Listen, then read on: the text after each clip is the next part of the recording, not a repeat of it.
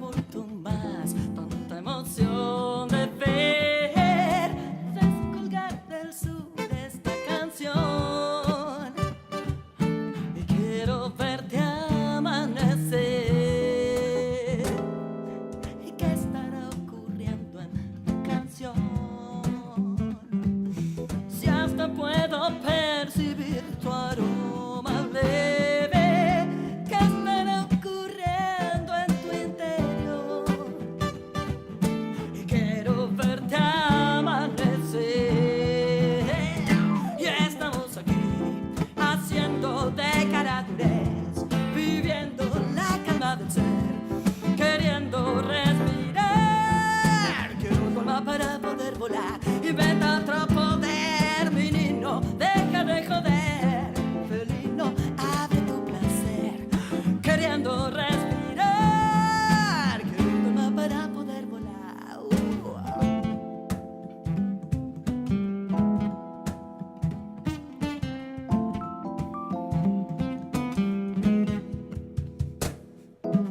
Ataduras en mi corazón, no soporto más tanta emoción de ver descolgar del sur esta canción.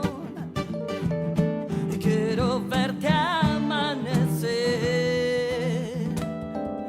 ¿Y qué estará ocurriendo en tu interior? Si hasta puedo percibir tu aroma leve, ¿qué estará ocurriendo en tu canción? Y quiero verte amanecer.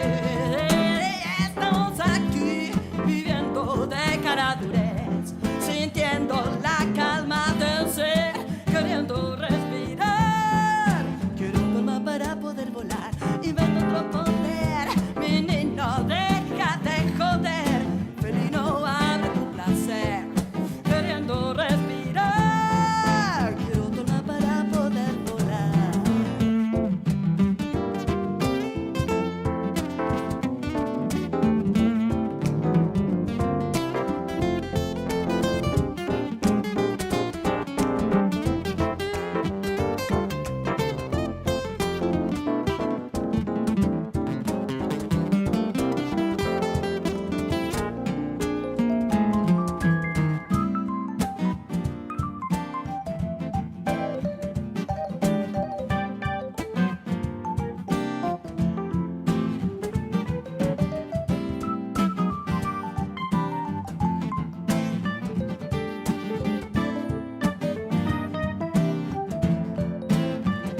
Y estamos aquí haciendo de caradurez, viviendo la calma del ser, queriendo respirar. Quiero un alma para poder volar, inventa otro placer. Mi niño, deja de joder. Felino, abre tu placer, queriendo respirar. Quiero un alma para poder volar.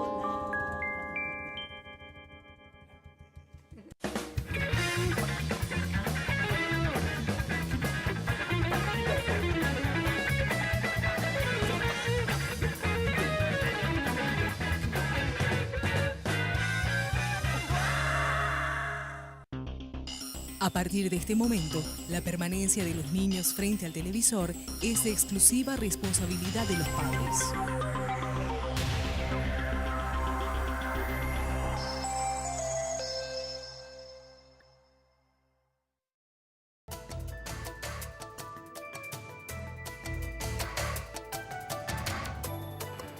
Muy buenas noches, ¿cómo están? Bienvenidos a Tu Historia, Nuestra Historia. Hoy para hablar con un político colorado. Y quiero decir así porque creo que si nos limitamos a su cargo actual, estaríamos quedándonos cortos para una persona que tiene una trayectoria muy interesante de la que vamos a hablar hoy. Enrique Riera, senador actual por el Partido Colorado, nos visita en estudios de ABC TV. ¿Qué tal, senador? Buenas noches. Bueno, un gusto estar contigo, Diego, y con toda tu audiencia. Un honor estar acá. Te voy a tutelar, Sin porque problema. ya me cuesta decirte senador, así que Sí, con sí. eso es suficiente. Sin problema, Diego. Bueno, familia de políticos, ¿verdad? Se habló siempre en la casa de Sí. política. Es una cosa rara. tiene un punto de inflexión, ¿verdad? Que poca gente conoce, quizás a veces TV sea un buen escenario para decirlo. La verdad es que, sin hacer larga la historia, yo en mi vida, en la mesa, siempre se hablaba de historia o de política, era una mesa un poco atípica, se hablaba poco de fútbol. Mamá y papá tenían una biblioteca muy grande, nos enseñaban a leer desde pequeños. Mi clase favorita era en el colegio de la historia, nuestro profesor era Chocho Marinoni. Te contaba la historia de una manera con el libro de Sartú Murié, que uno se quedaba enganchado, sonaba el recreo y nadie salía. Los exámenes eran orales, con público, se elegían los 10 alumnos mejores. Estaba en la Academia de la Historia, estaba en la Academia Literaria, estaba en el Centro de Estudiantes, estaba en la selección de rugby del colegio, estaba en el coro, estaba metido en todo. Entonces tenía muchas actividades y le invitaba a mis padres y papá nunca se iba, ¿verdad? Y yo entonces obviamente fui acumulando un reclamo con él. Aparte yo era el menor de 5 hermanos de la familia, entonces había 30 años de diferencia. Y así entré a la facultad y cuando yo le invitaba a una actividad deportiva o académica, mi padre no aparecía, yo al día siguiente en el desayuno le ponía la cara larga. Por haber fallado. Claro, por haber fallado, como este tipo no me da pelota, ¿verdad? Y mamá, como todas las madres, tratando de arreglar, no, tu padre acaba de salir, está por llegar, está en el campo, está en la rural, qué sé yo, ¿verdad?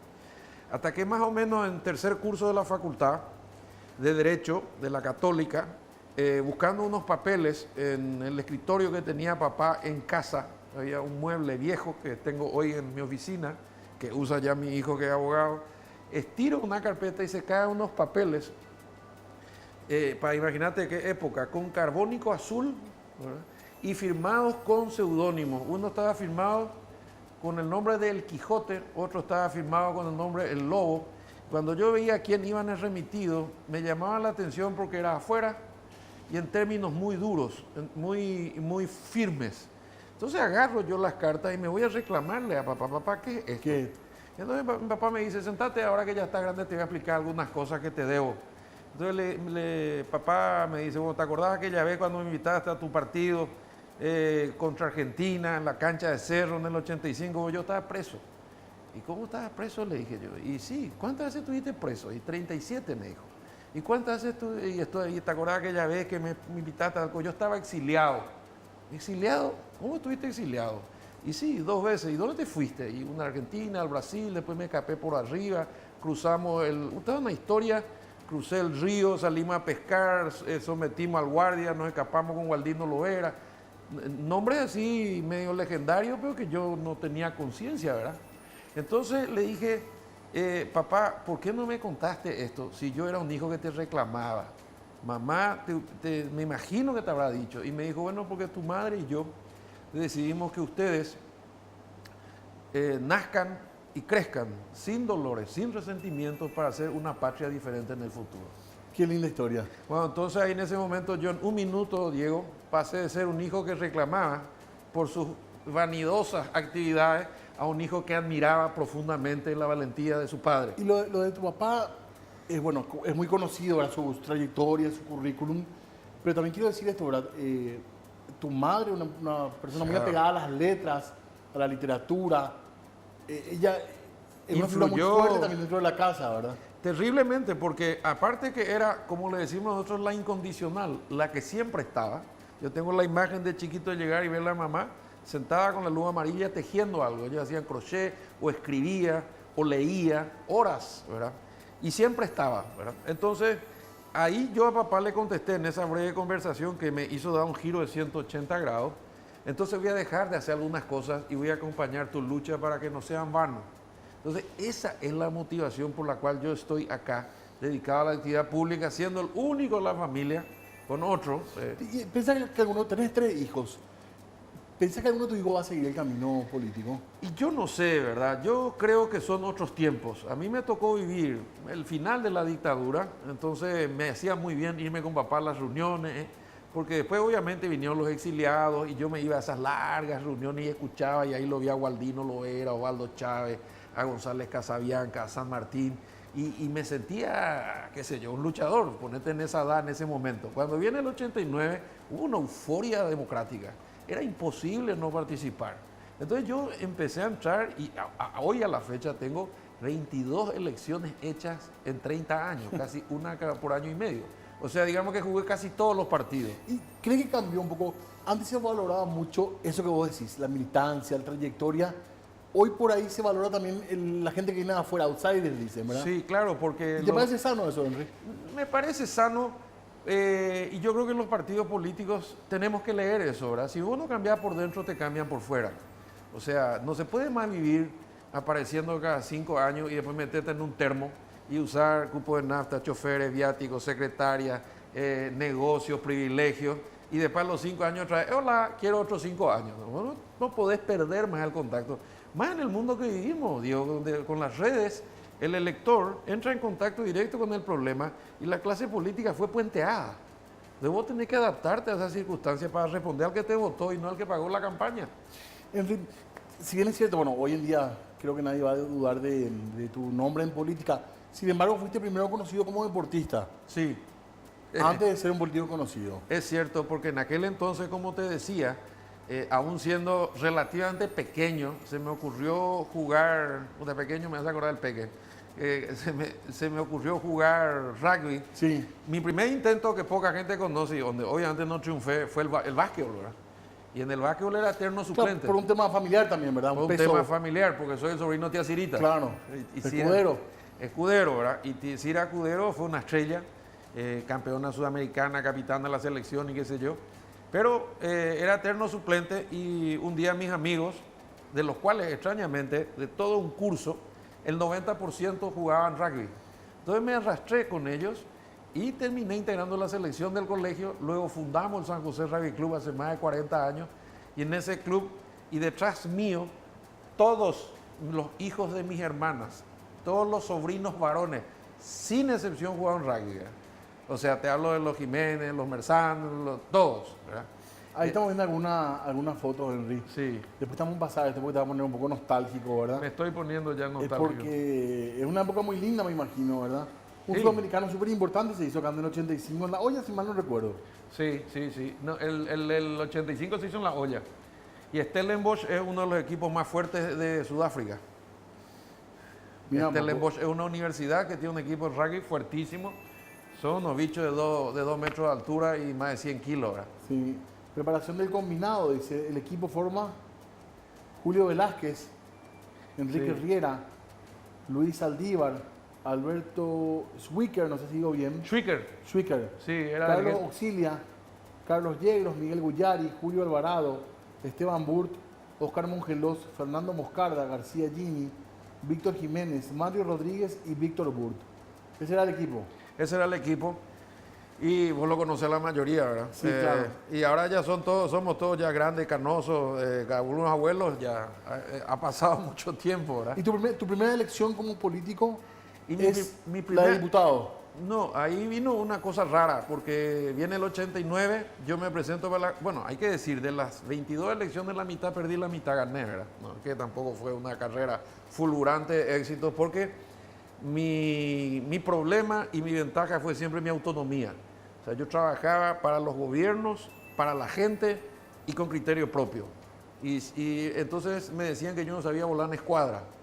Y el problema en política muchas veces es cuando vos armas el equipo, la gente quiere que vos hagas todo lo que el equipo cree. Y yo hago todo lo que el equipo cree dentro del marco de la ley, la constitución y si mi conciencia me acompaña, ¿verdad?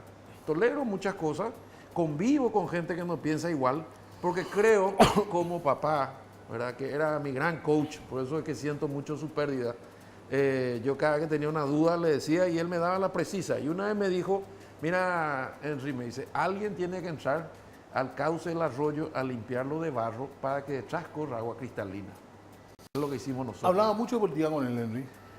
Después de este incidente, sí, ¿verdad? Todos los días. Era mi punto de contacto, ¿verdad? Porque él del rugby se fue a 4 partidos y fíjate, yo jugué casi 16 años. Fui 8 años capitán de la selección. Tuve el privilegio de ser integrante de la selección sudamericana de rugby. Viajé 40 días a Sudáfrica con los Pumas. Yo jugué con Hugo Porta, que era el mejor jugador del mundo en aquel entonces, Luego que diplomático. es como el Messi hoy, ¿verdad? Claro. Sí, es como si vos, Sí. Diego Marini, puntero derecho, y Messi es tu capitán, ¿verdad? Vos no puedes creer. Yo en el avión En el gráfico, cuando me iba a Buenos Aires, sin conocerlo personalmente, cuando fui convocado, en la tapa del gráfico le vi a Porta, y abajo decía el mejor 10 del mundo, ¿verdad? Cuando llego a Buenos Aires y me entreno esa noche, en el vestuario lo veo al que estaba en la tapa del gráfico. ¿Vos te imaginás a los 23 años una cosa como esta? Era tocar al cielo con las manos, Dios. ¿Y la facultad, Henry? Y en la facultad tuve ahí ya mis primeras enseñanzas políticas, porque en cuarto curso los amigos me querían candidatar para presidente del centro. Derecho una. Derecho UCA. UCA. UCA, acá en la costanera. Y el problema era que del otro lado estaba el electronismo. Ahí estaban Walter Bauer, Nelson Argaña. ¿Ese era el URU o no? No me acuerdo cómo se llamaba su movimiento, pero hace 11 años que no perdían. Entonces cuando yo iba a ser candidato me iba a hablar con mi coach, papá. Y me dice, mira, mi hijo, lo importante es que gane el equipo. Si vos sos candidato, en época del electronismo no van a ganar nunca. Elijan otro candidato y vos quedate como jefe de campaña, secretario de deporte, no importa. Y te vas a reír lo que te voy a decir. Mi compañero de facultad era Emilio Camacho, que tenía raíces coloradas, ¿verdad? Entonces le planteamos a Emilio, que era un buen tipo. Emilio, vos sos nuestro candidato con un grupo de gente. Y le largamos a Emilio y con Emilio le derrotamos al electronismo después de 11 años. Fue una fiesta. Henry, ¿estás casado hace cuánto? Wow, 31 años. Sí. Felizmente casado, como dice. Tuve la suerte de encontrar una mujer extraordinaria, inteligente, linda por dentro y por fuera, con un coraje y una fortaleza pocas veces. Ahí están en un tiempo de campaña. Sí, bueno, qué linda foto. Mira qué linda foto realmente. Qué linda foto realmente. Ahí está Luciana. Luciana Martín y Enriquito. Bueno, Luciana hoy tiene 23, está estudiando marketing. Henry tiene 26, integrante de la selección paraguaya de mayores, jugando en la American Rugby Challenge en Medellín. Es abogado recibido con honores. Y Martín... La oveja negra. La oveja negra. No, digo la oveja negra porque es periodista, Claro. de ABC Digital. Y en tercer año, el flaco me dijo, yo necesito, papá, expresarme. Yo sé que no es un buen negocio, los periodistas nunca mueren ricos, pero esta es mi pasión y yo voy a acompañar. Y entonces es periodista digital deportivo de la ABC y se siente muy feliz con su carrera. Muy bien. Ahí está realmente una foto muy linda. Tú soy que es yo. abogada. Mira esa foto cuando era chico, Sí. qué Ahí. sólido era. Y bastante... Bien alimentado, digamos. La casa era una casa muy cálida tenían ustedes, ¿verdad? Sí. Yo creo que ahora a medida que pasa el tiempo, veo que tener una infancia feliz es mucha fuerza para el resto, ¿verdad? Porque después la vida se encarga de ponerte en tu lugar muchas veces, ¿verdad? Entonces vos, ese sustrato, ese sustento, por eso, esa también es nuestra teoría de papá, ¿verdad? Y recurrentemente me acuerdo papá y mamá, ellos nos decían, los que tuvimos la suerte de tener techo, comida, formación, valores, estamos obligados a servir a los demás. ¿Fuiste diputado con cuántos años? Mi primer cargo, que nadie sabe, es dactilógrafo del Poder Judicial, año 79. En aquel entonces, esta es una anécdota que tampoco a nadie le conté, ganaba 8.000 guaraníes, ¿verdad? Y El viejo tribunal. del viejo tribunal, la que hoy es el Ministerio del Interior. Enfrente había un local que tenía el Polo Norte, donde comprábamos empanadas a 1.000, imagínate, ¿verdad? Y como yo estaba peleado por papá por el incidente que te conté, entonces me enojé y me compré un lote en Ñembú, donde me iba a ir a vivir lejos de este insensible, por 5.000 guaraníes mensuales. O sea, me sobraban 3.000, ¿verdad? Bueno, eso fue en el año 79. Después viene el reencuentro con papá. Después viene la democracia, la libertad, triunfa en el 89 y en el 93, segundo cargo público, me llama el general Rodríguez a pedido del ministro del Interior de la época, mi profesor de Derecho, Hugo Estigarribia. Hugo Estigarribia, padre, y me pide ser secretario general del Ministerio del Interior. Y como ese era el Ministerio del Terror, otra vez me fui a hablar con mi coach y me dijo, convertí el Ministerio del Terror en el Ministerio del Interior, mi hijo. Hay que entrar adentro porque si no, gritar de la gradería no sirve.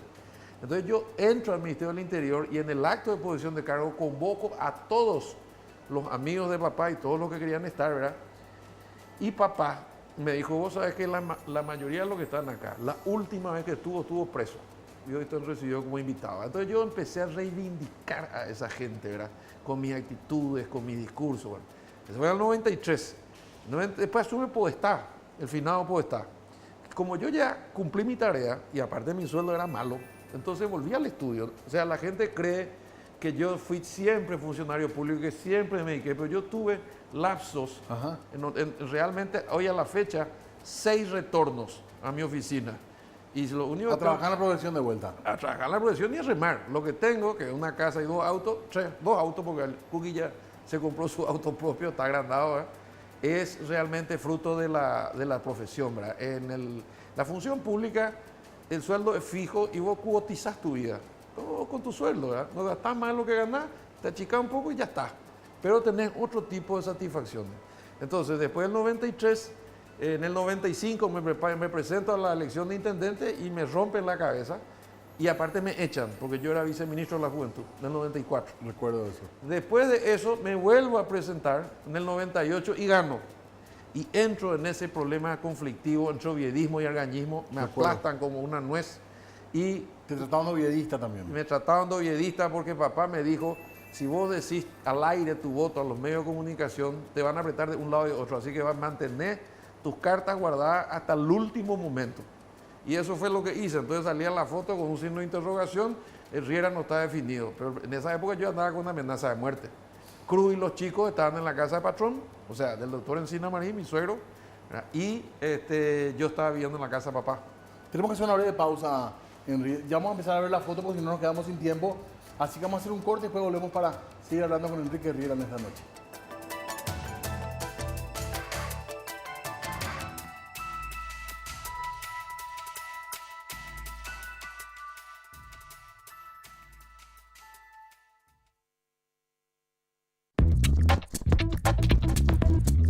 Si tenés una tarjeta de crédito Itaú, tenés 2x1 de entradas los lunes, martes, jueves y viernes en los cines Itaú del Sol, Hiper 6, Pinedo, Cerro Alto, Mariano y Coronel Oviedo. Con Itaú siempre tenés más beneficios para disfrutar. Itaú, hecho para vos.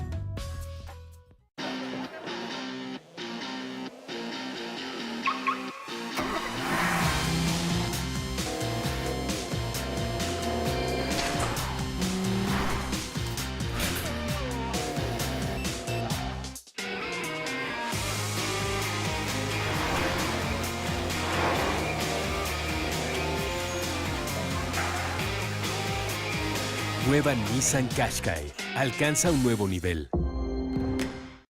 Deseo que la agencia abra hasta tarde para poder enviar mi encomienda. Deseo pagar menos a menor tamaño de mi envío. Deseo que el destinatario pague la encomienda al recibirla. Concedido.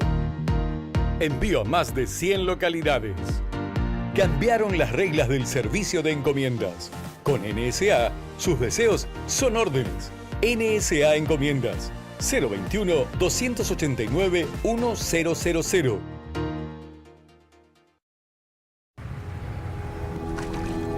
I walk right at my own speed. I don't run for nobody. Yeah, I like it that way. And we dance like we're on fire. When we sing too loud. But we always found our way when we walk against the crowd. All New Picanto. Conquista la ciudad.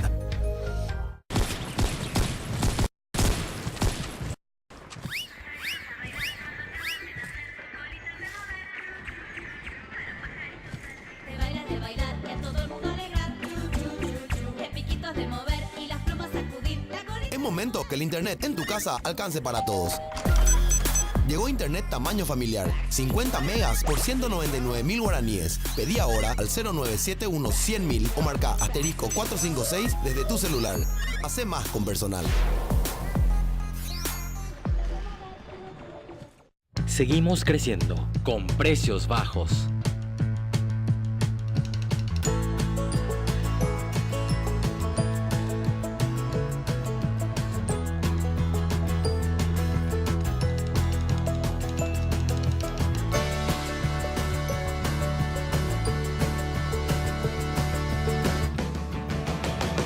Aquí, en Abasto Norte, encuentro todo. Abasto Norte. siempre limpio. Un mercado diferente.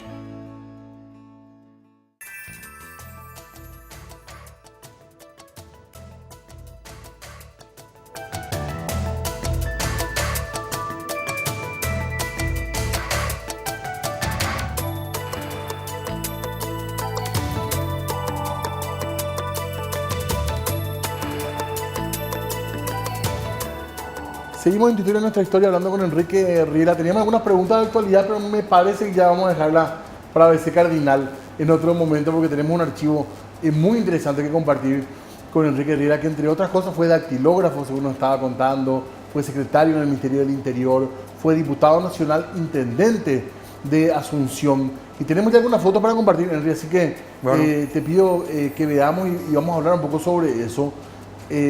Un año del gobierno municipal de Enrique Riera Escudero. Hicimos muchas cosas, pero no estoy satisfecho, decía en ese momento, Enrique. Sí, claro, porque cuando uno asume entre el discurso de la campaña la realidad era muy diferente. En aquel entonces mi presupuesto era 30 millones de dólares y yo tenía afectado 24 a gastos corrientes. Entonces me preguntaba cómo con 6 millones voy a arreglar una ciudad de 600.000 habitantes que usan 2 millones todos los días. Entran, rompen todo y salen, ¿verdad? Es inabordable Asunción. Bueno, después de eso se presentó la ley de capitalidad, que en su época no me aceptaron porque yo no tenía buenas relaciones con el gobierno de turno, que era el doctor Duarte Fruto. Y obviamente Itaipú no puso un foco en Asunción. Vos viste lo que hizo el gobierno del presidente Cartes con Mario y todos los autoviaductos. Todo eso, aunque parezca hoy ya anécdota, pero no tengo por qué mentirte. Fijá que el acceso a Conmebol quería hacer yo con Tati Zubizarreta, que era el presidente del Comité Olímpico, y Nicolás Leo en su época, sumando los presupuestos de esas instituciones para tratar de salir por ahí. Pero nunca pudimos hacerlo, ¿verdad? Yo recuerdo en la entrevista de aquella época que se hablaba mucho que Duarte Frutos trancó incluso el proyecto Costanera. ¿Eso es cierto? Es cierto. ¿Hasta ese punto? Hasta ese punto, inexplicablemente. Nunca me pudo explicar, ni él ni Alderete, que era ministro de Obras Públicas, porque hay una filmación de tanto archivo, cuando a mí me llamó el propio Iglesias diciéndome, después de 14 años, después de 10 ministros de Obras Públicas, después de 15 ministros de Hacienda, después de 3 gobiernos de 3 colores, el proyecto acaba de ser aprobado, doctor. Usted tiene que venir. El 28 de diciembre yo estoy metiendo una botella de champán en la ladera porque yo quiero inaugurar ese proyecto, para mí es soñado. Y teníamos que viajar, Bergen, Alderete y yo, para el acto formal de la firma del acuerdo. Yo le llamé a Filisola, presidente del Congreso, y le dije, vos sos uno de los padres de esta criatura, entonces el primer proyecto que vas a presentar es la aprobación de este préstamo, ¿verdad? Y el gobierno decidió no endeudarse, 100 millones de dólares, y eran los 11 kilómetros que ves ahora, no los 3 que se hicieron. Y bueno, tu gestión venía bien, y fue pasar los licuabolaños, ¿verdad? Sí, señor. ¿Vos te arrepentís de algo, de cómo reaccionaste el licuabolaños hoy? ¿O es un tema que ya no te planteas más de esa manera porque hay que seguir, digamos? Yo hago una autocrítica en el siguiente sentido, ¿verdad? Primero, cuando se produjo familiarmente, nosotros estábamos pasando un momento difícil, ¿verdad? Porque fueron 3 golpes seguidos, ¿verdad? Primero tuvimos un accidente con un cuñado mío que hizo que mi familia se partiera porque Cruz y su hermana se fueron a Buenos Aires a apoyar a Alejandrito. Yo me quedé solo acá de profesor, papá, intendente. Y el día de Coabolaño no se produjo eso porque yo fue la primera vez que me escapé a Buenos Aires 24 horas para verlo a Alejandrito y hacerle el apoyo a Cruz, ¿verdad? Pues estaba muy golpeada. Entonces no es que no estuve por irresponsable, sino sencillamente por una circunstancia que nadie esperaba. Segundo, me sentí muy frustrado, muy impotente, porque a pesar de que trabajaba 18 horas al día no se pudo evitar. El famoso supermercado se aprobó, se inauguró y se abrió antes que yo llegue, 7 días antes que yo llegue. Entonces uno enseguida, y tercero porque el golpe fue para todos, ¿verdad? O sea, yo hasta hoy tengo los dolores del licuado Bolaño y colapsé. Me sobrepasó. ¿Se fue muy duro contigo desde la prensa? Fue muy dura conmigo la prensa. ¿Hubo gente o no? Hubo gente de la izquierda metida manipulando la tragedia, ¿verdad? Y yo al principio me iba a pelear con ellos y una vez más cuando no, papá me dijo, mira, y me dice, esto me sobrepasa, yo quiero renunciar. Y me dice, papá, es el camino más fácil. Tu obligación es quedarte y ayudar a las víctimas. Olvídate del tema político, después vas a ver cómo eso. Ahora las víctimas. Y ahí entonces yo armé un equipo de 100 funcionarios voluntarios, 3 familias por funcionario, una camioneta, tanque lleno y un celular 24 horas de servicio, una especie de seguro privado para resolver todos los problemas. Y ese gesto fue correcto porque les debía, porque era mi tarea, era mi trabajo y por eso tengo hasta ahora gente amiga que todo el día me llama. Eso te iba a preguntar. Hubo gente que fue muy dura contigo dentro de las víctimas, Sí. pero llegaste a restablecer vínculos, a volver a Tengo charlar. hasta hoy, y después hicimos un plan de reinserción laboral para las madres solteras, para los padres, becas para los chicos, todo eso. Pero, ¿cuál fue mi error? No comunicar. ¿Por qué? Porque no tenía ánimo. Y yo les amenacé a mis funcionarios. Si alguno de ustedes se saca una foto entregando una crema o vendando a un herido y lo sube a las redes o se quiere hacer la estrella con esto, lo voy a echar del municipio. Y la gente intentaba decirme a mí, hay que comunicar, doctor, si no parece que el municipio está ausente. Señor intendente, comuniquemos. Y en esa época todo el mundo se hacía la estrella con la tragedia. Y vos después de eso te borrás un buen tiempo de la vida política. No, trato de parar, Diego, 2 años no podía hacer pie. Quedé como un ventilador girando. Hasta el 2008. Yo salí en el 2006. Bueno, la primera decisión importante fue no reelección. Tenía, digamos, todas las ganas de la gente. Y le dije, no, yo estoy de duelo. No puedo, no tengo ganas, no quiero saber más. Fracasé, me rompí el lomo, no esperaba, estoy triste, no tenía ganas, no podía salir de casa. 2 años no pude hacer pie. Y sobreviví porque mi padre, una vez más, cuando entré a la intendencia, me dijo, como yo te conozco, no vas a tocar un mango y vas a salir seco. Y efectivamente, y aunque hoy sea un chiste, me compró un chileré, que era lo que podía en aquel entonces, y tenía plata ahorrada que había invertido en algunos animales y me fui comiendo la cola. Y en el 2008 tomé una decisión también que me volvió a hacer un punto de inflexión, porque ahí ya había muerto papá en el 2005. O sea, era lo de Alejandro y Cuaulaño, la muerte de papá, la salida a la intendencia. Años duros. Muy duros, ¿verdad? Porque familiarmente estábamos golpeados. Eso a veces no se sabe, no se dimensiona, ¿verdad? No se dimensiona probablemente, porque ¿quién quiere pues, estar contento con una tragedia como esa? ¿Quién no pudiera evitar, verdad? Pero bueno, entonces, ¿cómo resolví ese problema? Me fui a hacer el Camino de Santiago y caminé 800 kilómetros en 40 días con una mochila. Desde los Pirineos, del otro lado, crucé la montaña con Cruz. Ahí ella se golpeó la rodilla, decidió volver a Paraguay y yo hice solo los 30 días siguientes a razón de 30 kilómetros por día. Y llegué con las 12 ampollas en los pies, pero curado, en contacto con la naturaleza, conmigo mismo y con Dios, después de 40 días, y quedé fuera del radio político público 7 años, desde el 2006 hasta el 2013. Y en el 2013 se produce un hecho fortuito. Me llama Arnoldo Vince, periodista en ese entonces, que era uno de los pocos programas donde yo podía contar mis cosas sin esa agresividad permanente que tienen los medios de indagar y de averiguar, y me pide una mano para incursionar en política. Yo me anoto con él, le acerco a todos mis amigos que estaban esperando mi llamado al son de la trompeta.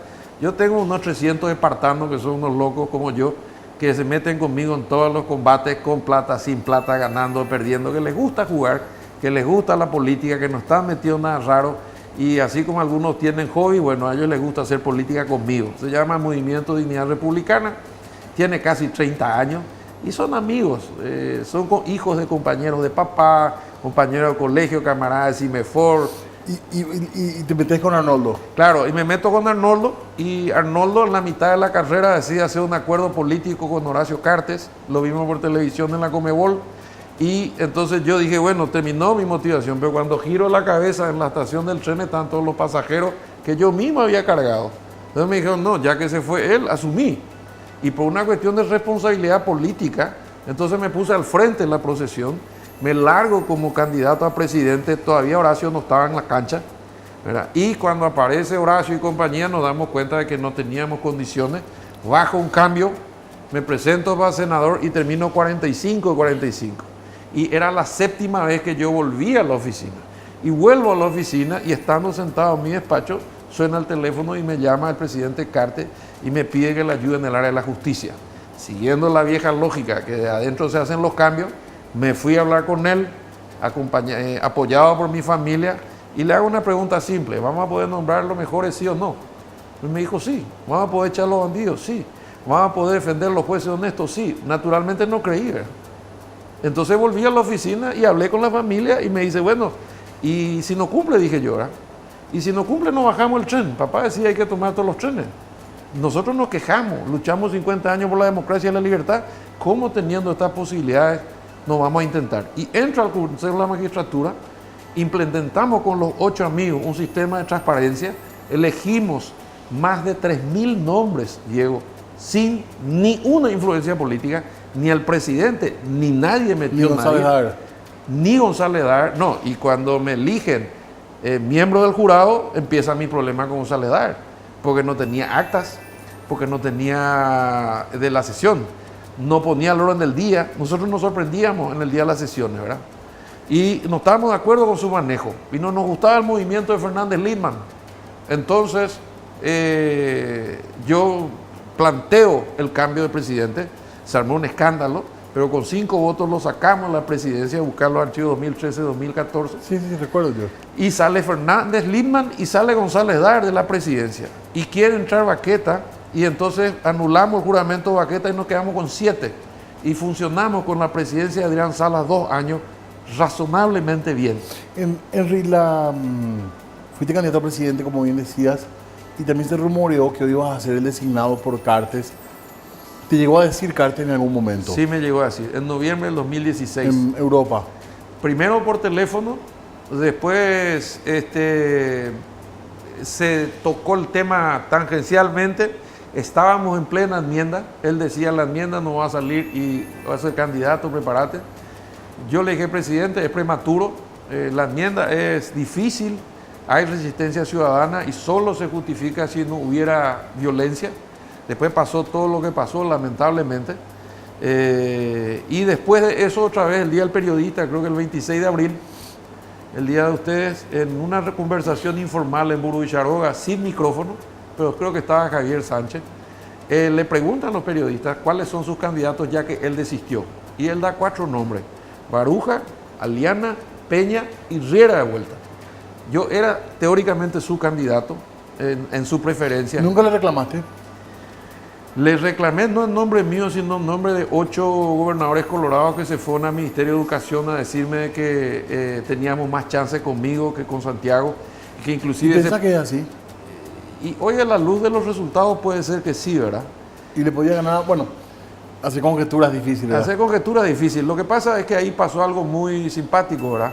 De los 4 candidatos de la segunda nominación, llamémosle así, Aliana y Baruja se autoexcluyeron porque tenían sus objetivos. Uno era reelecto en Ñembucú y el otro quería ser gobernador de Paraguay. Y quedamos Santiago y yo. Entonces, en una reunión que tuvimos con Santiago en el Ministerio de Hacienda, nos juramos apoyo mutuo. Y yo soy un hombre de código y de palabra. Yo le dije, él me dijo, vos vas a hacer porque yo no tengo experiencia, bla, bla, bla. Y yo le dije, yo creo que puede ser vos, Santiago, si realmente estás haciendo una gestión espectacular, es mi amigo, juega rugby, jugó rugby con el Kurda. Entonces, Santiago, un tipo de primera, yo tenía una relación extraordinaria, resolví miles de problemas en el mes con él. Entonces, digamos, yo le dije, si a vos te eligen, yo te apoyo a muerte. Entonces me dijo, si a vos te eligen, yo te apoyo a muerte. Y cumplimos con nuestra palabra. ¿Te gustaría ser candidato? Yo creo que sí. Yo creo que sí, porque ya después de 30 años, al borde de los 60, Diego, ya este es mi 7º cargo. Ya estuve en el Poder Ejecutivo, Legislativo, Judicial y el Municipal. Conozco este bicho, aprendí por experiencia, con muchos errores y algunos aciertos, y no han logrado quebrarme. Es cierto, la gente se confunde porque quiere etiquetarte, ¿verdad? Entonces te dice cartista, ultracartista, y yo al presidente Cartes, ¿qué es lo que le agradezco? Porque también aprendí lealtad y gratitud. Que de toda la transición, el único que me ofreció los cargos que tuve fue el presidente, confió en mí. Para el Consejo de la Magistratura, para el jurado de enjuiciamiento. Y no solamente confió, cumplió con su palabra. Nunca me maltrató de palabra, jamás me pidió nada torcido. Es extraño, pero es real, debo decirlo. Y en el Ministerio de Educación, vos te acordás, en pleno escándalo, 5 días sin ministro, 7 millones de paraguayos. ¿Y por qué me pide a mí? Por esa razón yo acepto y me vuelve a respaldar incondicionalmente, Diego. Pero te hablo Por ejemplo, cuando algunos parlamentarios quisieron meter la mano en licitaciones de escuela, yo le contaba, fulano de tal me llamó y me pidió tal cosa, ¿y qué hacemos, verdad? Y yo le decía, y él me decía, no le dé un mango, plantate, te agradezco, presidente, de todos modos, porque si él me hubiese dicho, mira, tenés que ser generoso con los amigos, compañeras, probablemente hubiese renunciado y listo, ¿verdad? Porque es mi ADN, por la lucha de papá, por la trayectoria de mamá, que también es una familia luchadora, ¿verdad? Los españoles corrieron de la revolución de Franco. Por rojos. Claro, ¿verdad? Lo pasó a Francia, después se vino a América. Su historia es de lucha. Entonces nosotros, y finalmente, cuando menos esperaba, porque yo estaba en mi casa viendo fútbol, cuando me llama y me ofrece la suplencia primera, que es un cargo apetidísimo, claro.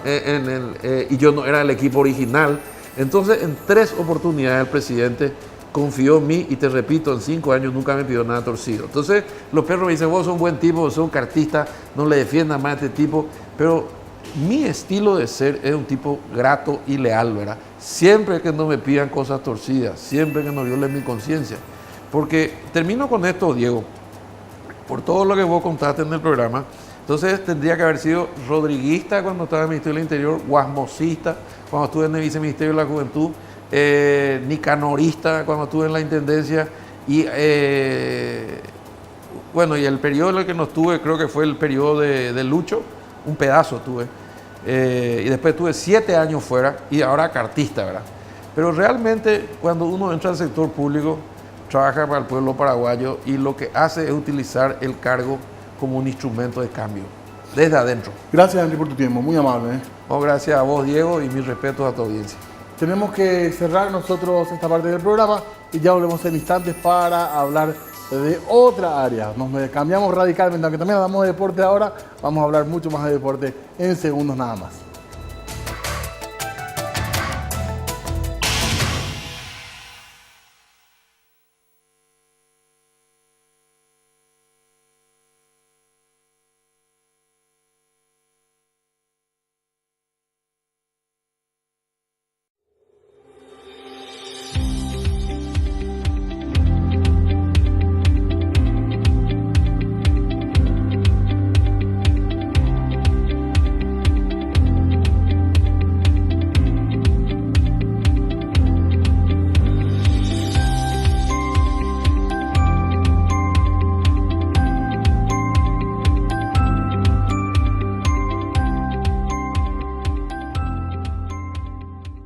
En Lactolanda pensamos en vos, pensamos en todos, pensamos liviano.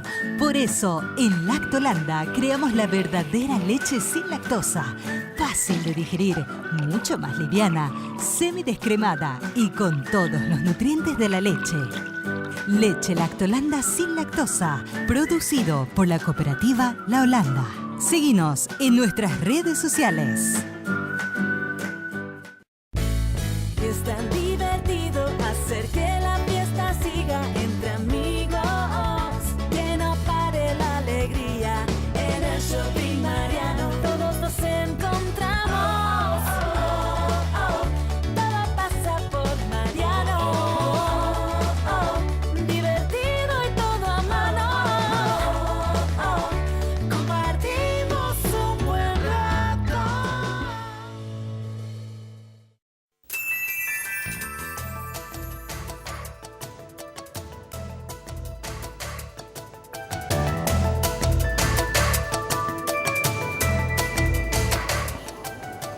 Muy bien, con Camila Pirelli, esta segunda parte de Tu Historia, Nuestra Historia. Cambiamos radicalmente de la política a esto. Gracias, Camila, por estar y bienvenida a BCTV. Estás con tu medalla porque acabas de ganar de vuelta. ¿Cuánto ya ganaste? ¿Cuántas medallas tenés? Ya incontable, ¿verdad? Bueno, realmente, primero que todo, muchas gracias por invitarme a tu programa. Estoy muy contenta de estar por acá y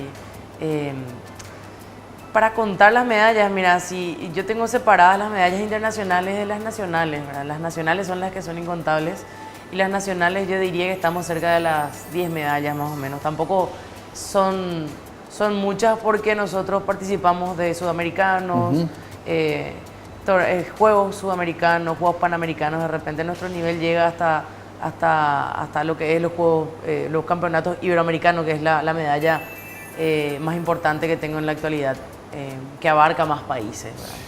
Me piden que muestres de vuelta tu medalla. Esa ganaste en Trujillo, Perú. Así es, en el Campeonato Iberoamericano de Trujillo, Perú. La vida en sí, estábamos hablando de eso aquí en la pausa, la vida en sí del atleta es que, podemos decir, muy sacrificada, es linda, es alegre o es muy dura. ¿Cómo? Es dura porque no es una vida normal, ¿verdad? Yo a veces me refiero, hablando con mis amigos o con mis primos así, que no son deportistas, les digo, ustedes, las personas normales, les digo, ¿cómo hacen tal cosa? Y me dicen, ¿qué es lo que vos sos anormal o qué? Me dicen.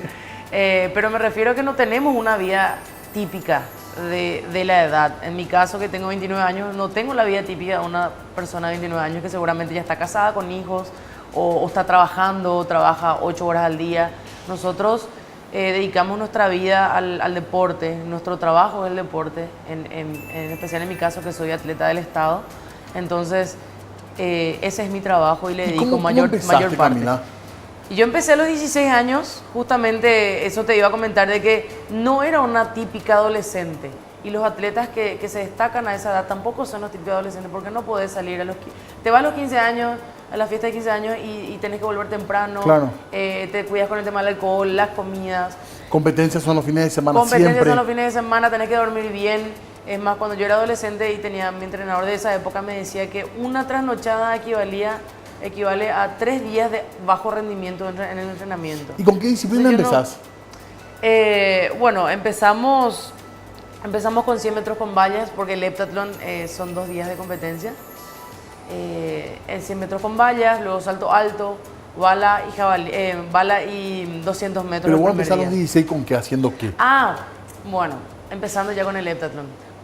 Porque yo hacía deportes en Ayolas desde los 6 años, pero hacía diferentes deportes. Yo tenía la capacidad de hacer diferentes disciplinas al mismo tiempo. Sí. Entonces, cuando yo me dedico al atletismo, el entrenador me dice, tenés capacidad para hacer el heptatlón. ¿Y qué es el heptatlón? Son pruebas combinadas, son 7 eventos, 3 carreras, 2 saltos de lanzamiento. Y probé una vez y me salió, hice récord nacional, campeonato nacional, sin haber entrenado mucho. Entonces, ahí fue que mi entrenador Claudio Zúñiga dijo, bueno, quiero que pruebes y te vayas al Sudamericano el año que viene, en 10 meses yo creo que vas a ganar una medalla de oro. Y yo dije, si gano la medalla de oro me quedo a hacer heptatlón toda mi vida. Está.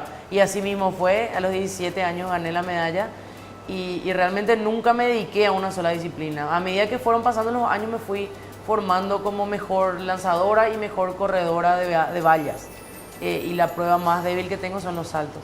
Pero eso es normal, siempre la más fuerte es la valla. La valla, luego siguen los lanzamientos y las carreras.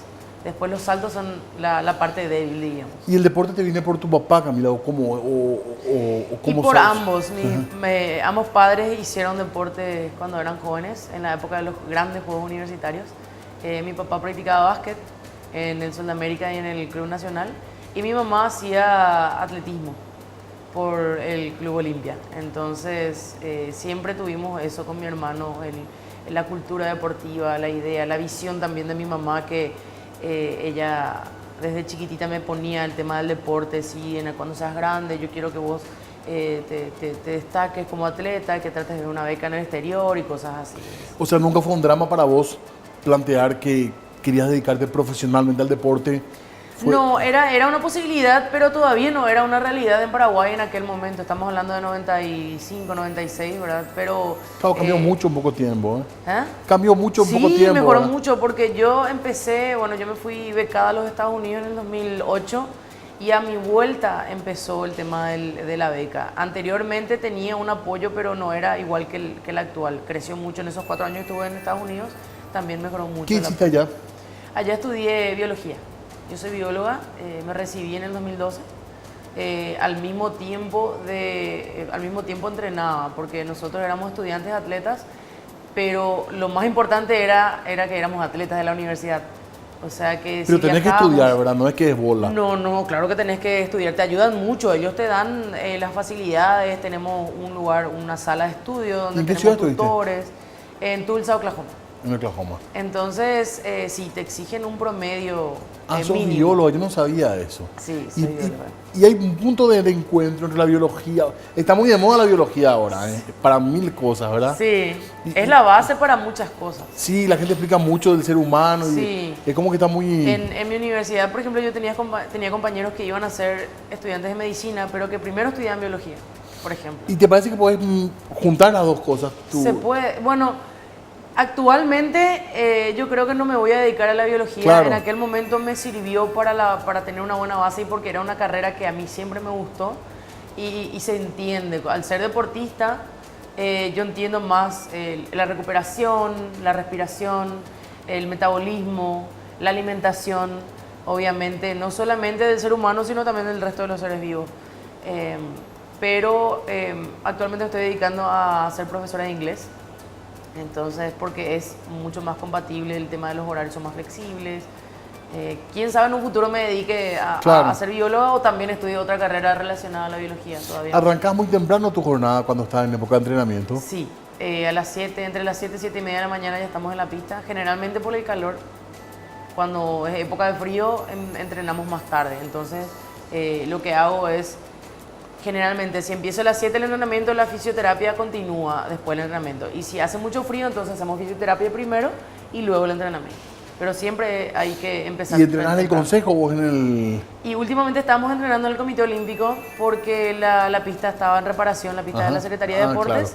Claro. Normalmente me voy ahí, pero creo que vamos a tener que cambiar eso porque el equipo multidisciplinario del comité, que es quien me atiende en la parte de fisioterapia y medicina, está en el Comité Olímpico. Entonces me queda todo más cerca, está todo, me duele la cabeza, o quiero hablar con el psicólogo, quiero hablar con el nutricionista, están todos ahí. ¿Cuántas horas se entrena cuando estás en un buen nivel, digamos? ¿Cuántas horas por día yo le dedico 6 horas al día, de lunes a sábado, pero hay días que es, por ejemplo, miércoles solamente un turno, dependiendo de la etapa del entrenamiento también hay jueves, es libre todo el día. ¿Y qué son pesas o es practicar tu disciplina? ¿Cómo es el entrenamiento? 2 veces a la semana hacemos pesas, a la tarde, a la nochecita más o menos. Y la mayoría del tiempo es pista, le decimos a lo que es la disciplina del atletismo y mezclamos, como el heptatlón es tan variado, generalmente lunes es como el día 1 del heptatlón y martes es como el día 2. O sea, las pruebas que se hacen el día 1 y el día 2. En un heptatlón, por ejemplo, ¿llegás a perder mucho peso? Sí. Yo como mucho, si bien como sano porque ya estoy acostumbrada, como bastante cantidad en comparación a una mujer normal, digamos, ¿verdad? Como estamos claro, yo pienso mucha cantidad y lo mío hace mucho en serio al lado de lo tuyo. Pero, no, pero sí, yo tengo que comer mucho, pero y como cada rato también. Cada 3 horas tengo hambre, cada 3 horas y me dice mi nutricionista, no tenés que tener hambre, tenés que comer cada 2 horas y media, 3, para que tu cuerpo no te esté pidiendo. Claro, para ustedes también es un problema bajar mucho de peso, más que lo otro, ¿verdad? En mi caso, desde chica, yo soy propensa a tener, no a ser gordita, pero sí a subir mucho de peso fácilmente. Entonces me tengo que cuidar porque eso afecta en los saltos, en las carreras. ¿Cuánto me dices? Lastima. 1,74. Es alto, digamos, para lo que para es el una... promedio, así es, me hubiese gustado ser más alta, ¿verdad? Pero hubiese servido mucho en los saltos. Pero el biotipo que tengo es mesomorfo, que tiende mucho a subir de peso, a acumular mucha grasa en las caderas y cosas así. Entonces me cuido mucho y peso 74 kilos actualmente. Estábamos viendo una foto ahí de tu carrera. Camila Pirelli bate el récord de heptatlón en una de las publicaciones que tenemos. 17 años más. ¿Te acuerdas de esa época? Sí, y ahí están las marcas. Es increíble cómo ¿Cuál fue la primera vez que competiste afuera? ¿Cuándo fue? La primera. Pero verdad, cuéntame después de la pausa porque me están apurando acá. Bueno. Me están enojando conmigo cuando les hago caso. Entonces vamos a hacer nuestro corte y ya volvemos para hablar con Camila Pirelli en esta noche.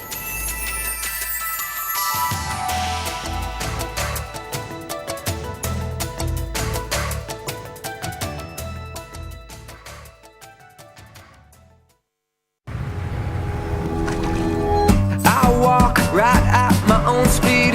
I don't run for nobody. Yeah, I like it that way. And we dance like we're on fire.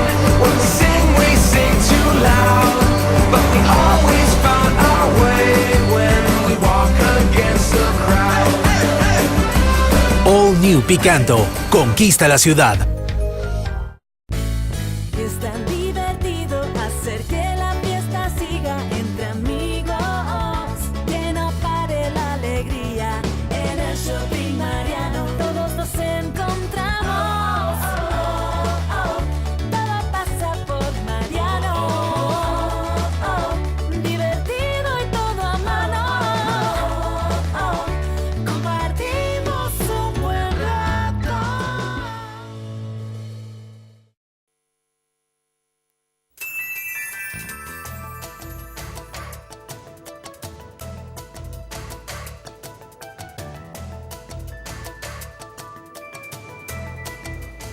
Muy bien, seguimos hablando con Camila Pirelli, un lindo ejemplo de una mujer deportista que también se ocupó de sus estudios, bióloga en Estados Unidos, con una carrera, no digo ya prometedora, sino una gran realidad. Camila, estaba preguntando por tu primer viaje afuera. Debe ser particular, ¿verdad? Porque uno acá conoce ya el entorno, sabes a quién le puedes ganar, quién te puede ganar en tal prueba, pero ahorita afuera es como realmente medirte en serio, Sí. ¿verdad? ¿Te recordás? ¿Eras joven? Sí, me acuerdo. Bueno, la primera vez que viajé por Paraguay era en el deporte de natación, pero después viajé otra vez para atletismo y ya era... Mi entrenador me decía, vos vas a ganar la de oro, y yo nunca fui confiada porque siempre te puedes jugar eso en contra. Y yo tenía 17 años ya tenía, y conocíamos a las demás, y las promesas de las que prácticamente se destacaron todo el año eran las brasileñas. Y venían como para ganar la medalla de oro. Y yo tenía, no sé, nunca había competido heptatlón en el exterior, no sabía lo que era llevar, porque el heptatlón, para eso vos tenés que llevar tu comida, tu bebida, tu suplemento, tu media por si se moja, tu zapato que te va con todo el equipo. cosa, si llueve, si no llueve, una manta para sentarte en el piso, o sea, es como ir a acampar cuando haces el heptatlón. Y todo eso yo no sabía, y cosas que me olvidé, por supuesto. Mi mamá no se fue conmigo, mi entrenador tampoco se fue conmigo. Entonces, bastante relajada competí esa competencia porque no tenía la presión de ser la favorita. Y gané la competencia. Y las otras brasileñas se quedan en Caracas, Venezuela. En Caracas. Sí, cuando eso me acuerdo que estaba todo en auge el tema del presidente, ¿verdad? De Chávez. De Chávez, cuando eso era nuevo y nosotros veíamos, era la primera vez que, por ejemplo, veía lo que eran las ciudades que se formaban en las montañas allá en Caracas. Yo me acuerdo que sacamos fotos, para nosotros era hablar con la gente de Guyana que había sido, no hablaban, son sudamericanos pero no hablaban español, hablaban inglés, yo hablaba un poquito de inglés, nos enseñaron, los de Surinam hablan holandés, hasta ahora me encuentro con la amiga de aquella época que hace otra prueba. Claro, son desconocidos para los sudamericanos. Pero sí, somos todos de la misma generación, hasta ahora estamos unos cuantos que quedamos todavía, que son argentinos, uruguayos y... Y son, a ver, recordando las disciplinas del heptatlón, ¿cuáles son? Son 100 metros con vallas, salto alto, bala, 200, salto largo, jabalina y 800. Vamos a ver estamos viendo de hecho algunos recortes. Esos récords se baten en Torneo de la Victoria. También se te ve Camila compitiendo. Camila Pirelli lanzará bala. ¿Se apoya el deporte en Paraguay, sentís? Sí, va mejorando el apoyo. Lo más importante es el apoyo del Estado, que está creciendo. La beca donde estamos nosotros empezó en el 2012 con 23 atletas, ahora somos más de 50. ¿Y tienen lo que se merecen, pensás, Camila? ¿La beca o hay favoritismo o hay...? No, yo no creo que haya favoritismo. Yo fui parte de la comisión y había un criterio bastante entendido. Ahora, por supuesto que hay atletas que quedaron fuera porque no hay suficiente Faltaría fondo más todavía. Obviamente, yo no puedo decir que solamente 50 somos los mejores atletas de Paraguay. Somos más de 50, pero lastimosamente no se puede dar a todos y los criterios de repente son mucho más exigentes cada vez para poder elegir quién entra y quién se queda y a quién darle oportunidad y a quién no. Eso también es porque la beca no solamente es premio, la beca también es exigencia y obligaciones. Claro. Una de las más conocidas es traer medallas.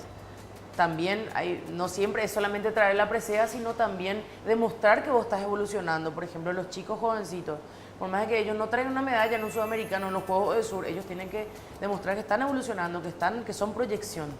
Entonces eso es lo que de repente hace que ciertos atletas dejen de tener el apoyo y entren otros atletas nuevos. El tema de estar en deporte también te digo como un mensaje nomás para la gente joven, ¿verdad? Si el que tiene el chip del deporte se aleja de algunas cosas, ¿verdad? Sí. Es así, ¿verdad? O sea, está dentro tuyo, porque como yo siempre digo cuando hablo, cuando cuento mis historias, nosotros no hacemos dieta y yo no siento que es una obligación entrenar. Yo como sano porque mi cuerpo me pide comer sano y me voy a entrenar porque me gusta. No es que yo tenga la obligación de ir a entrenar. Entonces eso es lo que tenemos desde chiquititos nosotros. Si nosotros no nos vamos a la fiesta o no nos vamos a trasnochar o no tomamos alcohol durante la competencia, es porque a nosotros nos perjudica. Entonces es algo de la propia disciplina que aprendemos nosotros. Entonces, si sabemos que las drogas, el alcohol, las trasnochadas o de repente el tema del dopaje nos viene en contra de lo que nosotros entrenamos, en contra de lo que nos esforzamos día a día, no vamos a hacer, ¿verdad? Es como chutar en contra de tu propio arco, más o menos, ¿verdad? Entonces, crecemos ya con esa responsabilidad, esa disciplina de entender lo que está bien y lo que está mal y bueno, que solamente vos sos dueño de tu resultado. Si tu entrenador te dice, ¿sabes qué? Me tengo que ir temprano, tenés que hacer 10 de 200. Y vos decís, no, yo voy a hacer 5 nomás, pues se fue mi entrenador. El único que se embroma sos vos. Y el deporte individual también es muy de eso, ¿verdad? Sí. Sos vos contra el desafío, ¿verdad? Exactamente, no tenés... El famoso paraguayo, el paraguayo pues le quiere culpar siempre al otro, ¿verdad? Me incluyo, ¿verdad? Siempre algo pasa en mi familia, mamá tiene la culpa, mi hermano, yo no. Pero en deporte individual no le puedes decir a tu entrenador, ¿sabes qué? Corrí mal porque vos tal cosa. Lo único que puedes decir, ¿sabes qué? Coach, hubiésemos hecho más velocidad que resistencia, una cosa así, pero igual seguís siendo vos la persona que se nos acabó el tiempo. Tu desafío deportivo más grande, ¿cuál es ahora? Y el personal más grande para cerrar la entrevista. Clasificar a los Juegos Panamericanos el año que viene. Terminó ya esta temporada. ¿Cuál era la segunda pregunta, perdón? Y en lo personal, el desafío personal. Nada, solamente seguir creciendo como atleta, mejorar un poco la parte de motivación, la parte mental en competencias, que ya está bien ahora. Gracias, Camila, muy amable de tu Muchas parte. Gracias. Cerramos nuestro programa de esta noche. Gracias por acompañarnos.